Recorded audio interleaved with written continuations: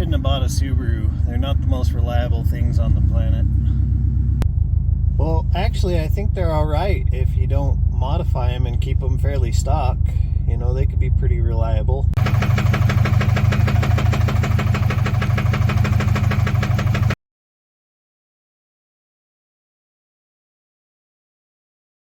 What's up everyone? Welcome back to the channel. Today we're going to be doing a post-mortem analysis on my blown up EJ20. This is going to be a deep dive into what went wrong, how it happened, and what we can learn from it. So here's the story. I was taking a spirited drive around a Cloverleaf freeway exit, pushing the car at sustained high RPMs. Even though my oil was full, the centrifugal force pushed all the oil to the driver's side, starving the flat four of oil. The result, all four rod bearings got damaged. To find out the extent of the damage, we got to pull the engine out and go ahead and tear it down. At this point, I was already pretty sure of what I was going to find based on preliminary testing and oil samples that I took.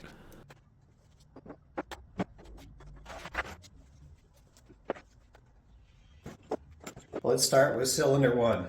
The rod bearing here had light damage. You can see some wear, but it wasn't catastrophic. Cylinder 1 was like, I'm just here for moral support. Now, cylinder 2 is a different story. The rod bearing here was totally disintegrated.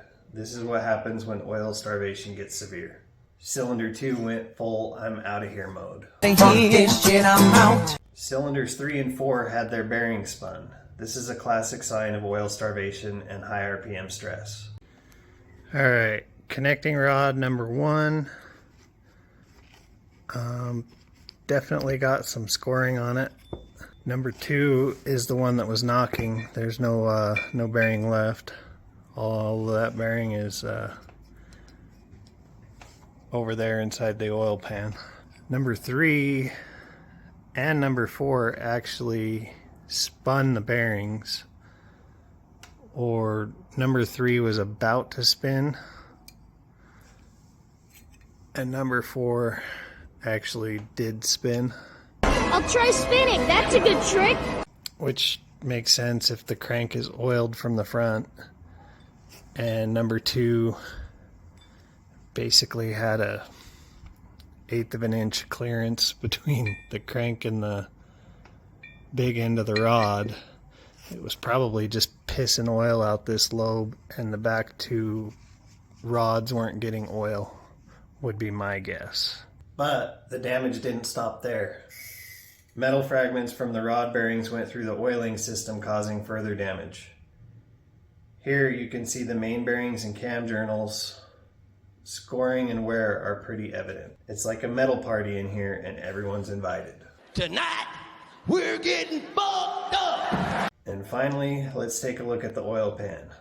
It's full of metal shavings, which is never a good sign. This is what happens when metal fragments circulate through the engine. Looks like my oil pan turned into a man glitter factory. So, what can we learn from this? Always make sure your oil levels are adequate, especially if you're planning on some spirited driving, and consider investing in a baffled oil pan to prevent oil starvation in high G situations. Now, I'm not sure if it was a contributing factor or not, but it certainly didn't help that the owner had some weird PCV delete going on with his air oil separator install. They pretty much deleted the entire balance tube and plugged all 3 ports. You know, it wasn't until I started looking up stuff about Subarus and EJs after the thing blew up that my algorithm started going nuts and recommending me all the stuff from Smedia and the donut media fiasco that happened about a year or 2 ago.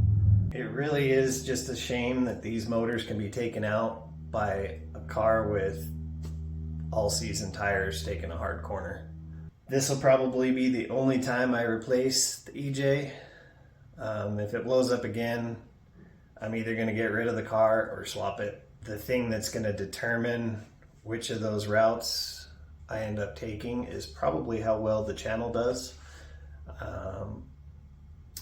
I'm not going to put a set number on subscribers, but if the channel does well and the motor fails again, then we'll just swap it and do something stupid or crazy with it.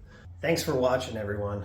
If you like this video, don't forget to like, comment, and subscribe. If you have any questions or want to share some of your own experiences, drop them in the comments below.